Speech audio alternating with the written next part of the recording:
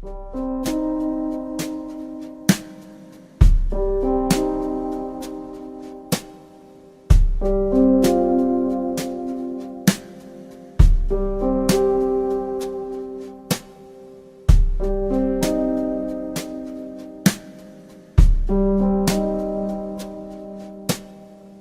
à toutes et à tous, et merci d'avoir répondu à notre invitation qui prouve que le tourisme fédère, rassemble et devient une véritable force économique reconnue et source de dynamisme et d'images valorisantes pour notre territoire.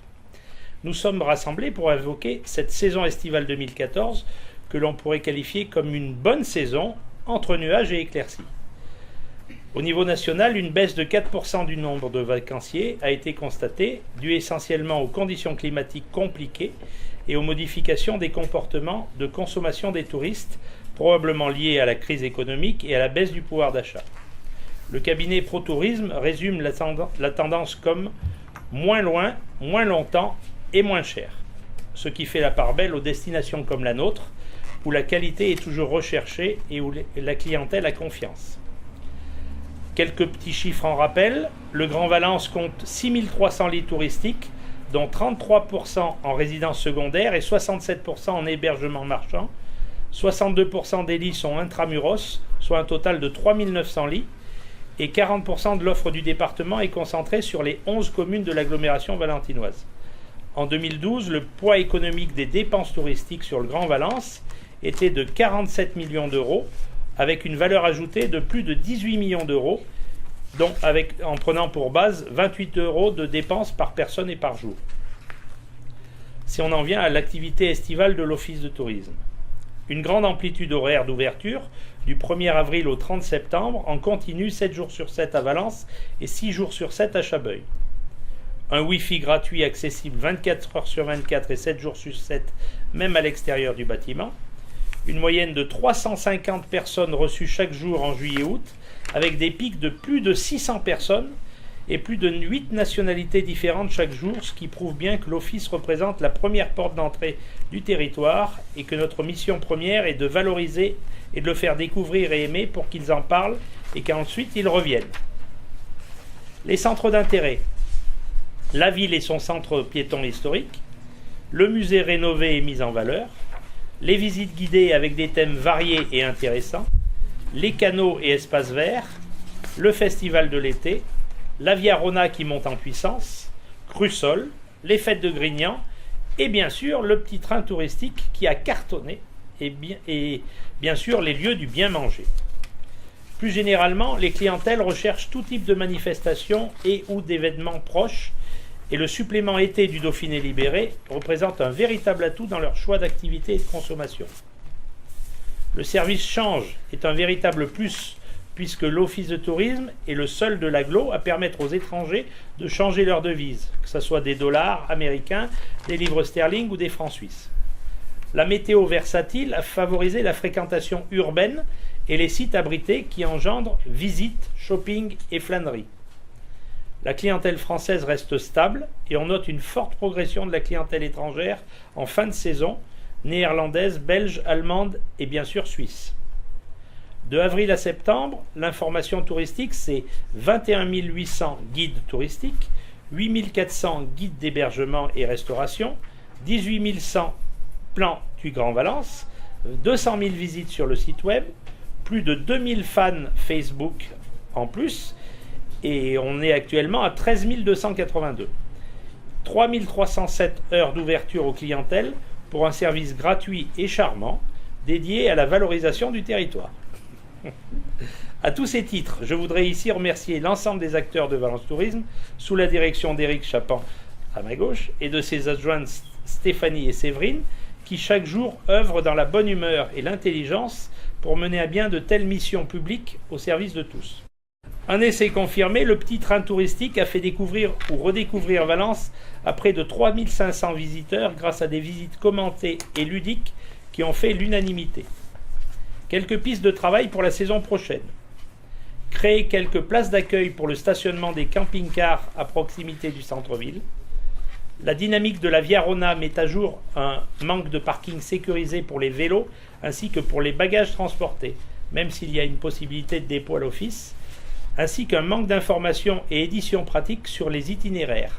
Il y a à peu près 20 demandes par jour. Les touristes souhaitent une offre de spectacles de rue et des animations en août et un meilleur fléchage et orientation autour des canaux.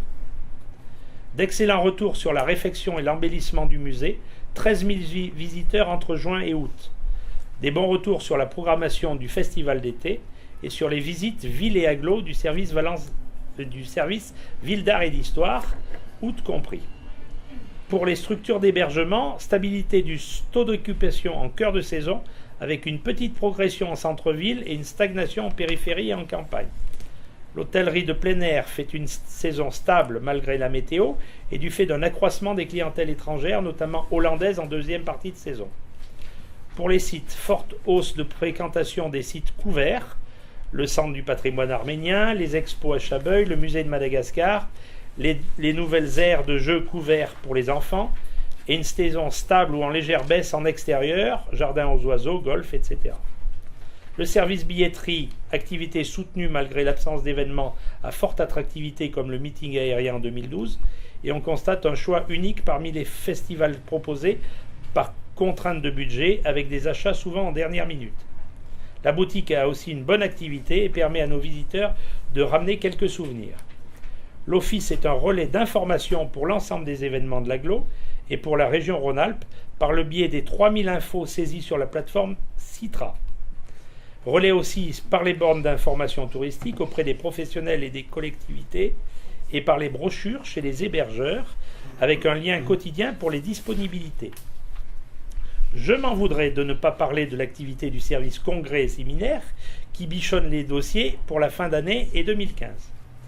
L'arrière-saison est de plus en plus active sur le territoire et le début 2015 verra se déployer de nouvelles actions, toujours dans le cadre du schéma de développement touristique 2013-2015, avec notamment la diffusion et l'accessibilité à l'information touristique via les mobiles et les bornes interactives, un développement de produits axés sur la clientèle de proximité pour les courts séjours et ce qu'on appelle les middle week, et la vente de visites et séjours au groupe.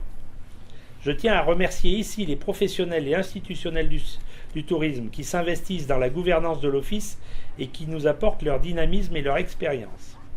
Le tourisme étant une compétence de la grande agglo, nous travaillons actuellement à un rapprochement de l'ensemble des forces vives du territoire et à un nouveau schéma de développement touristique 2016-2021, mais notre président Nicolas Daragon nous en parlera mieux dans un instant.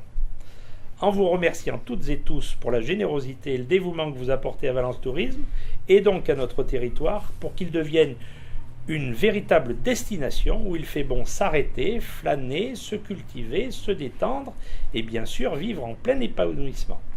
Belle soirée et je cède la parole à Monsieur le Président de l'agglomération Valence Romand Sud Rhône-Alpes, Nicolas Daragon. Merci. Merci Denis. Quelques mots pour vous dire le plaisir que j'ai d'être ici pour plein de raisons, mais je peux pas passer sous silence la première des raisons, même si elle n'est pas d'ordre public, si je puis dire, c'est toujours émouvant pour moi de revenir dans ces lieux, surtout que je n'y suis pas revenu depuis fin 2008, donc c'est avec beaucoup de plaisir que je reviens ici et que je retrouve un grand nombre de visages que j'avais déjà vus. Je parle évidemment pas de Bruno Domenac qui est là depuis avant le déluge, mais en tout cas de toute l'équipe de l'Office de tourisme et évidemment Eric en tête, mais toutes celles et tous ceux avec qui j'ai eu beaucoup de bonheur à travailler pendant plusieurs années. Pour revenir au sujet qui nous occupe, c'est sans doute une très bonne saison du fait du climat, puisqu'on sait que le tourisme urbain renforce son attractivité lorsqu'il fait moins bon, qu'il y a moins de soleil. Donc Valence en a bénéficié pleinement. Ça a un impact sur la fréquentation de l'Office de tourisme, ça a un impact sur Valence, sur le commerce à Valence, sur la fréquentation des sites. Et le bilan qui a été présenté par l'ADT démontre aussi que ça a eu un impact sur tout le département, toutes les communes du département, notamment les sites touristiques. Il y a ce qui est saisonnier. C'est donc la conclusion d'une bonne saison pour l'Office de tourisme. Et puis il y a ce qui est un peu plus pérenne et sur lequel nous travaillons à Valence Romand Sud Rhône-Alpes avec la vice-présidente Magda Bertrand Coloredo, évidemment, et avec Denis Morin. avec en tête un certain nombre de projets qui vont impacter directement le territoire valentinois. Le premier d'entre eux, je vais vous parler de 2 ou 3 projets qui me paraissent les plus importants pour l'avenir du tourisme dans notre ville. Le premier d'entre eux, c'est évidemment le projet de halte fluviale, à très court terme, qui sera aménagé évidemment le long du Rhône, évidemment le long de l'Épervière. C'est une grande surprise, on a hésité avec les canaux, mais enfin ce sera le long du Rhône, ce sera à proximité de l'Épervière. Le site qui paraît le plus approprié, c'est celui qui est tout proche du parc Jouvet, mais on a quand même la difficulté du passage de l'autoroute, donc tout ça se réfléchira de façon intelligente, avec une étude précise, mais nous souhaitons passer à l'acte très rapidement pour faire que les bateaux de croisière s'arrêtent à Valence, que ce soit pour des haltes à la journée ou un peu plus si possible. Et pour que ce soit un peu plus, il faudra qu'on leur donne envie. Donc on va tout faire pour leur donner envie avec d'autres projets. Parmi ceux qui ont été dévoilés tout récemment avec une délibération adoptée lundi soir, mais des infos que vous aviez déjà eues par ailleurs, il y a la Cité de la gastronomie et des vins, dans laquelle nous voulons associer l'ensemble des professionnels qui travaillent sur les sujets de la gastronomie et du vin. On avait déjà vécu quelques expériences autour de ces thématiques-là, avec le monde du goûter, avec Bouquet de vin. Il faudra sûrement réfléchir à une remontée en puissance autour d'événements fédérateurs avant d'aboutir à la création de la Cité de la gastronomie. Il y a un groupe qui se met en place, qui va être évidemment géré directement ici par la SPL, Office de tourisme de Valence, donc par Denis et puis par Denis Morin et puis par Éric Chapan et toutes celles et tous ceux qui voudront bien faire partie de ce comité de pilotage. L'objectif, c'est d'aboutir dans le mandat, évidemment, et l'objectif, c'est d'aboutir le plus tôt possible. Donc si c'est possible dans 4 ans, si c'est pas possible dans 4 ans, on se donne comme deadline dans 5 ans, mais en tout cas pas beaucoup plus, pour installer cette cité qui sera sur la basse ville, sur la piscine Jean-Bouin, que nous voulons comme un phare au bord de l'autoroute, un signal au bord de l'autoroute pour dire aux touristes qui passent par ici, un peu comme le château d'eau au niveau de Saint-Rambert d'Albon.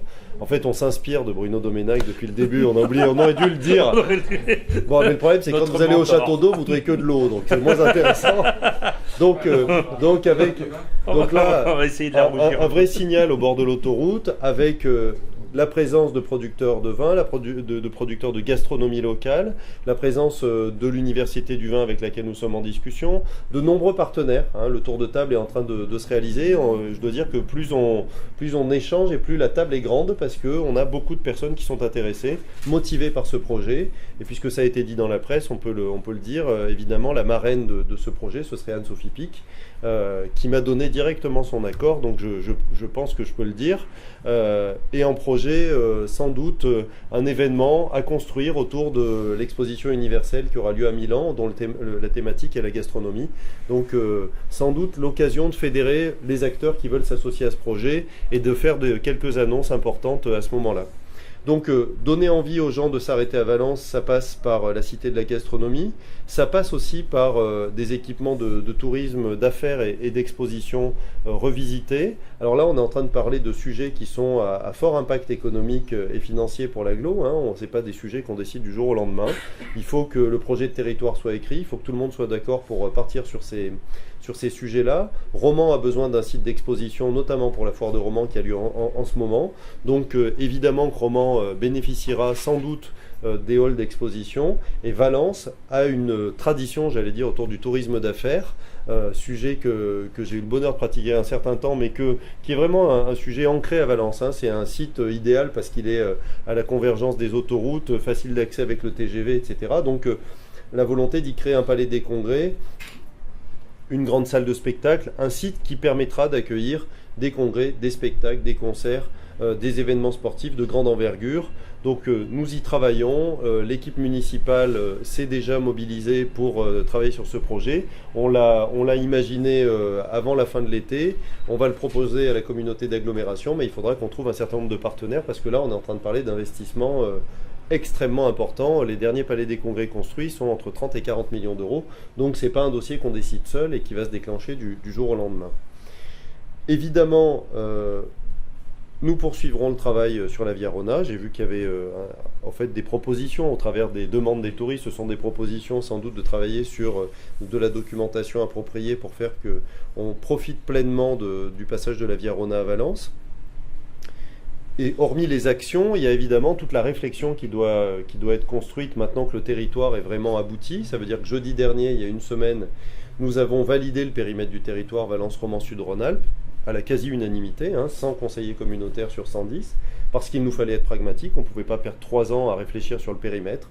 On avait parlé d'une réflexion sur 5 ou 6 mois. C'est ce que nous avons fait. La décision a été prise en responsabilité. Et maintenant que ce périmètre est arrêté, il faut qu'il n'y ait qu'un seul acteur de la promotion du tourisme sur ce territoire. Donc forcément, Romans-Bourg-de-Péage aura à se rapprocher de Valence et Valence de Romans-Bourg-de-Péage, des territoires, pour créer une grande SPL, sans doute, qui fera la promotion du tourisme, plus qu'une structure avec une direction, avec un président, le tout étant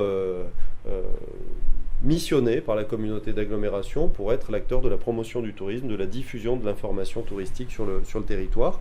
Donc ce sera l'occasion de créer une nouvelle dynamique, des synergies nouvelles. Ce sera aussi l'occasion, puisque le schéma de développement touristique arrive à terme, de réécrire un projet pour tout le territoire et donc de refixer un certain nombre de priorités sur les axes que nous voulons appuyer particulièrement dans le cadre de la politique touristique de l'agglomération. Donc il y a les projets, il y a la stratégie, et puis il y a les femmes et les hommes qui font la richesse de ce territoire. Ce sont au premier chef les acteurs du tourisme, les hôteliers, les restaurateurs, celles et ceux qui font vivre le tourisme. Il y a évidemment celles et ceux qui en assurent la promotion. Donc je veux remercier le président Denis Morin, évidemment Éric Chapan, le directeur général de la structure, et puis l'ensemble des équipes qui contribuent aux actions de promotion du tourisme sur notre territoire. L'agglo va continuer à appuyer sur ce levier. C'est un levier très important, ça a été souligné. 47 millions d'euros de retombées sur le territoire du Grand Valence, c'est vraiment pas négligeable, c'est extrêmement important. C'est une des premières économies de notre département. Il y a l'agriculture, le tourisme qui figurent dans la tête de file des activités économiques. Donc évidemment, nous allons continuer à appuyer sur ce levier-là. Il y a, et c'est un signe, une vice-présidente chargée du tourisme à l'agglo. C'est une nouveauté, il n'y en avait pas auparavant. Il y aura une grosse structure chargée d'assurer la promotion du tourisme, avec, je l'espère, un président très dynamique.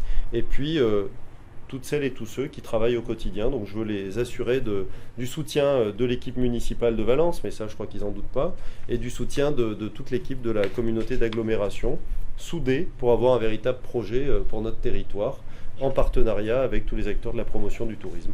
Voilà en quelques mots ce que je voulais vous dire, et puis je crois que maintenant il y a les questions-réponses. C'est ça. Voilà, je vous remercie.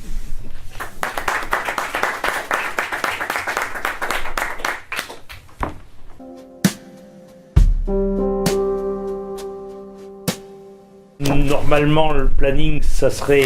Alors, on a déjà Chabeuil qui est avec Valence. Il reste Étoile, qui devrait se faire d'ici la fin de l'année. Et Romans dans le courant 2015. C'est premier semestre 2015 en principe. On devait l'étudier sur cette fin d'année, sauf qu'on a le projet de territoire et qu'en même temps, je crois que c'est cohérent d'écrire le projet de territoire et ensuite de choisir les outils pour porter ce projet. Donc, en principe, c'est dans le premier semestre. 1er juillet 2015, il y aura une structure unique. Surtout que ça arrange en plus les Romanais qui sont dans une forme épique qui est un peu obsolète. Rigide, voilà, obsolète, rigide, et ils ont besoin d'évoluer dans leur structure. Donc la fusion va se faire presque normalement.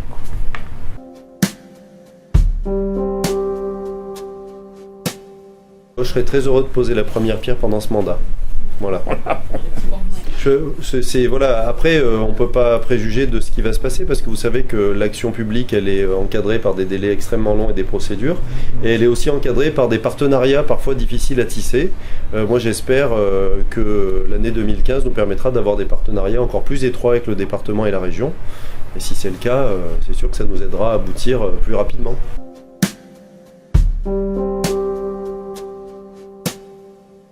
On ne le mettra pas au centre-ville, on le mettra à la convergence des autoroutes ou au bord des grands axes, mais en tout cas pas au centre-ville.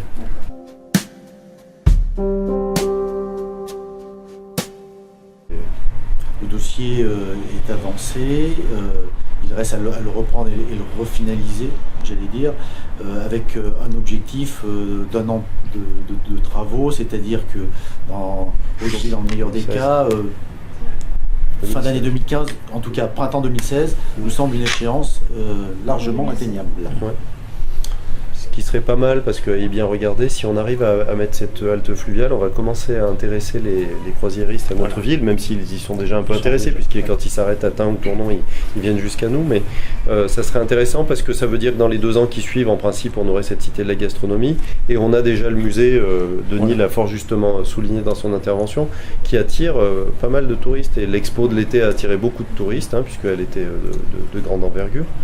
Mais donc, commencer à équiper vraiment la ville de sites qui pourront avoir une certaine attraction.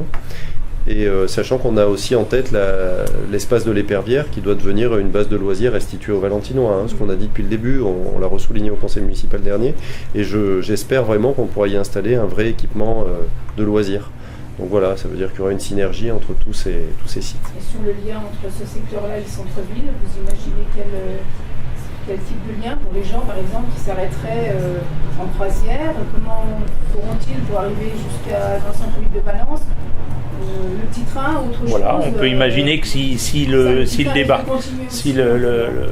quai est au niveau du parc Jouvet, là où le bateau avait coulé, le petit train peut très facilement. Non, mais au moins il sera posé sur l'autre. Ils l'ont dégagé depuis.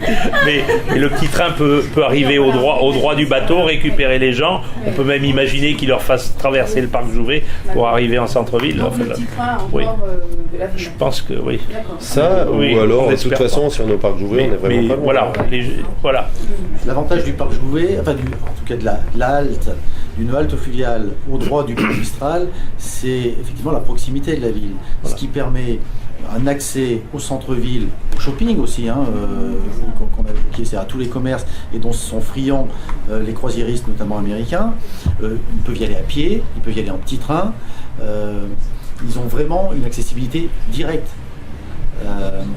Et donc c'est pour ça qu'on veille particulièrement à soigner cette proximité entre le centre-ville et la halte fluviale qui sera construite.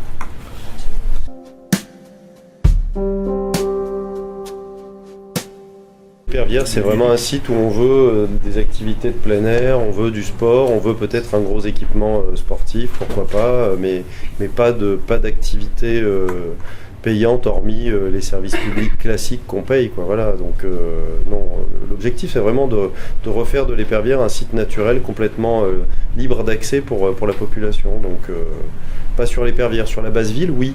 Ça veut dire qu'on a vraiment très envie que la base ville, ça devienne un site d'entrée de la ville, quoi. Ça veut dire qu'aujourd'hui, quand on arrive en bas du pont là, qui vient du nord, on est presque automatiquement conduit à poursuivre sa route tout droit et aller vers le sud. L'objectif, c'est vraiment d'en faire une porte d'entrée de la ville, que les gens s'y arrêtent. La cité de la gastronomie, il y a Notre-Dame de Soyon, on peut faire une vinothèque, enfin voilà, et réaménager la base ville. Et il y a là-bas, il y a Mineral Spirit qui a aussi un certain nombre de projets pour installer des commerces. Donc ça veut dire que vraiment on veut redynamiser ce quartier, le réaménager et faire qu'il vive un peu mieux et qu'il soit une entrée de ville. Mais le site de l'Épervière, non, il a plutôt vocation à être libre d'accès.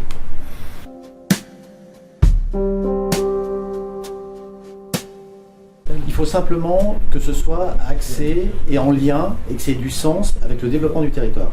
C'est-à-dire à partir du moment où on a un vrai palais des congrès pour développer le tourisme d'affaires, il est évident qu'il va falloir que ce soit accompagné d'un développement aussi de l'activité hôtelière, et notamment de l'activité hôtelière haut de gamme. Alors luxe, je ne sais pas ce que c'est, luxe, au moins 3 et 4 étoiles dans les normes d'aujourd'hui, parce que on peut difficilement accueillir, ou en tout cas avoir la volonté de développer le tourisme d'affaires si on n'a pas l'hébergement qui va avec.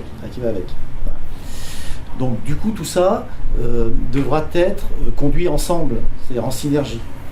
À partir du moment où effectivement on avance sur le projet d'édification d'un palais des congrès à hauteur des attentes des clientèles d'aujourd'hui, il faudra effectivement se poser la problématique de l'hébergement qui va avec.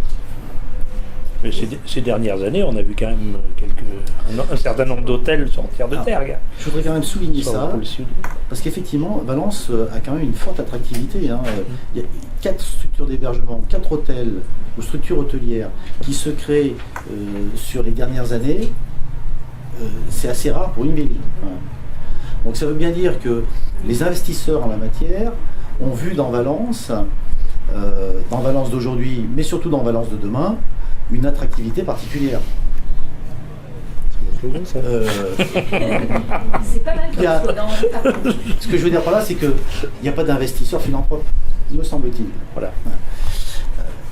Oui, et ceux qui se sont montés marchent très bien. Oui. Ah, et que, Ils ont tous juste des bons un petit taux. exemple, mais un des derniers hôtels qui s'est ouvert, aujourd'hui, frôle les 98% de TO, de taux d'occupation, en 6 mois, d'ouverture. Parce qu'il est dans le créneau des attentes des clientèles, parce qu'il offre des prestations de qualité, à la hauteur des prix intéressants. des prestations qui sont dans sa marque. Mais voilà, c'est ça les attentes des clientèles. Aujourd'hui, dire il y a trop de chambres ou pas assez sur le territoire, je crois surtout qu'il faut avoir des prestations qui sont en accord avec les attentes des clientèles. C'est surtout ça qui peut-être est à développer encore sur Valence. Le fait aussi d'avoir des événements majeurs, tant sportifs, etc., le Monte-Carlo et tout, fait aussi que ça améliore l'attractivité du territoire. On espère des gros événements. Des gros événements On croise les doigts. l'été prochain.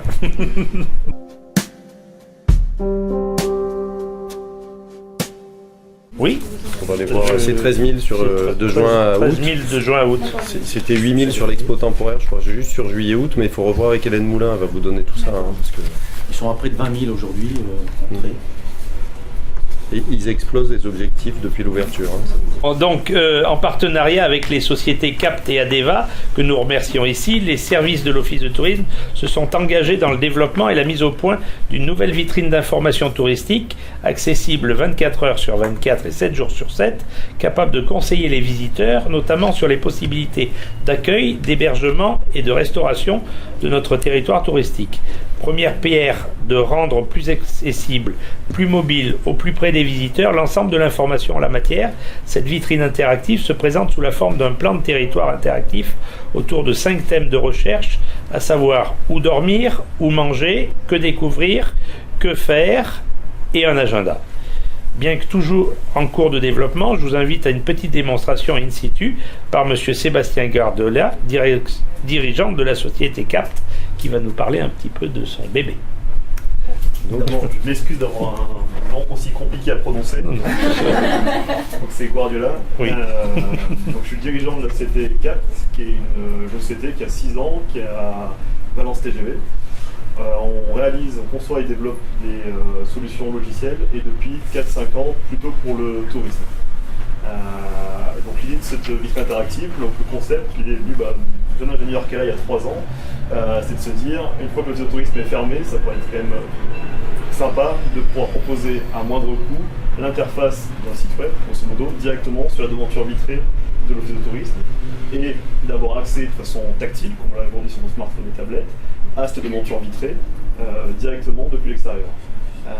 L'idée derrière, après, c'est de pouvoir récupérer, parce qu'on a trouvé, donc où dormir, où manger, directement sur son téléphone portable, de façon à pouvoir trouver un itinéraire dans la rue, appeler directement le restaurateur, savoir s'il y a encore des places, et ensuite, peut-être, on avancera sur voir les disponibilités des hébergements, et ainsi de suite. Donc l'idée... C'est pas peut-être, c'est sûr. L'idée d'abord une attractivité visuelle, donc avec une taille assez grande. Donc pour cela, nous travaillons avec un laboratoire à Cambridge qui fournit en fait ce film tactile et d'approche. Donc là, on est parti sur une taille qui est vraiment importante, qui est à notre connaissance et à celui de notre prestataire la plus grande qui est en France, donc 70 pouces. Donc vous avez pu le voir depuis le boulevard, avec une belle attractivité visuelle. Et ensuite, avoir une ergonomie suffisante pour que n'importe qui puisse trouver l'information assez facilement sur la vitrine. Ce qui est sur la vitrine, c'est un peu aussi la première paire du travail sur Citra. Donc, ce qu'on va trouver en fait au niveau des informations, c'est directement de l'information Citra, donc, qui est la base de données régionale touristique, et donc qui permet de capitaliser toutes ces données-là, et donc de pouvoir les utiliser autant sur un site web que sur cette vitrine, et plus tard donc sur un web mobile, si on imagine qu'il y a un lien direct entre la vitrine et un smartphone. Voilà.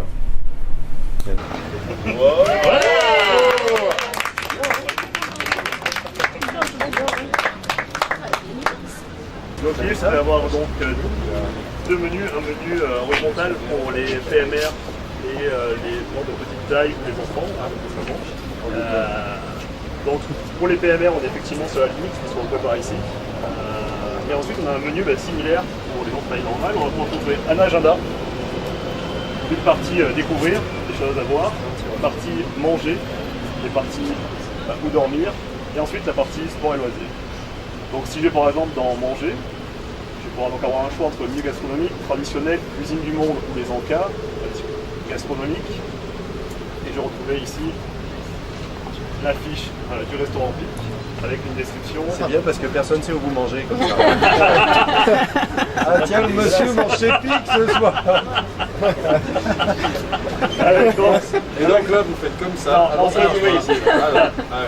Bon, là, effectivement, une partie tarif et la possibilité de récupérer donc, ces informations sur son téléphone pour pouvoir se rendre avec son téléphone facilement chez Pic grâce à l'itinéraire, les coordonnées, le numéro de téléphone pour appeler, ainsi de suite. De la même façon, je vais pouvoir trouver où dormir avec des choix entre hôtel, chambre d'hôte, gîte et camping. Donc, si je fais hôtel, on en a beaucoup parlé. Donc j'ai un principe de ce qu'on appelle clustering, donc de regroupement, qui montre qu'il y a des hôtels ici. Je peux venir zoomer comme vous faites sur votre téléphone. Et dès qu'il y en a un qui me paraît intéressant, je suis dessus. Je vois la fiche. Ah mais toujours hein.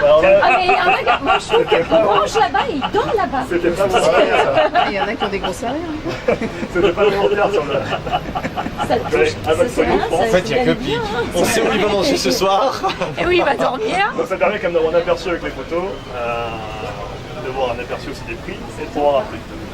Donc ensuite, pareil pour la partie loisirs et découvrir, donc si je vois que avoir, je pourrais retrouver il y a 27 choses à voir. Il y a les incontournables qui permettent de refiltrer un petit peu. Et donc, pareil, je peux encore zoomer ici, où ça a l'air du plus et du moins si je veux. Et le point qui est important, c'était une demande de ma maman assez forte. Qu'est-ce qu'elle voulait, C'est maman? l'agenda. Maman, comme beaucoup d'entre vous, c'est de se dire l'agenda. Qu'est-ce qu'il y a à faire ce week-end? Qu'est-ce qu'il y a à faire? Je passe ici le vendredi soir, qu'est-ce que je peux faire? Et du coup, c'est la grosse demande, c'est de se dire ce week-end, qu'est-ce qu'il y a à faire? Donc d'avoir un agenda assez rapide sur les prises d'exposition. De la même façon, je vais pouvoir cliquer sur un agenda, un événement. L'auto des Bouviers, alors on se tous rendez-vous Voilà. là-bas. Samedi, À Upi. avec la frappe. Donc voilà. Après, si vous voulez tester, Génial. invite à tester. C'est là alors. Voilà. L'église en Et l'ensemble du contenu qu'on voit ici, en fait, c'est du contenu qu'on retrouve sur la base de données touristiques. Et donc ici, quand on est inactif pendant un petit moment, donc ce qui se voit de loin, c'est ça. Donc de près, on le voit moins bien, parce qu'on est sur une taille qui est vraiment importante. Le verre n'est pas anti-reflet, donc c'est un peu compliqué, surtout que là, le soleil ne nous aide pas. Le verre pas anti-reflet, c'est-à-dire c'est derrière la vitrine ça? C'est derrière la vitrine, oui. C'est à C'est l'intérieur. pour ça, d'accord. Du coup, ça le En fait, protège du il faudrait changer vandalisme. le verre, là, par exemple. Par contre, dès qu'on touche, on revient sur l'interface de recherche. Par contre, du coup, les gens qui passent à côté, donc il y aura une invitation qui est ici, qui se retrouve aussi sur l'écran, toucher l'écran. Mais ici, on peut imaginer donc, des vidéos, des visuels d'accroche, tout ce que l'Office de tourisme veut. Ça permet aussi d'avoir donc, une accroche visuelle de relativement loin. Là, pour le coup, de près, ça marche moins bien. De près, c'est juste une invitation À manger. à manger en En l'occurrence. l'occurrence. Il y a un Suisse.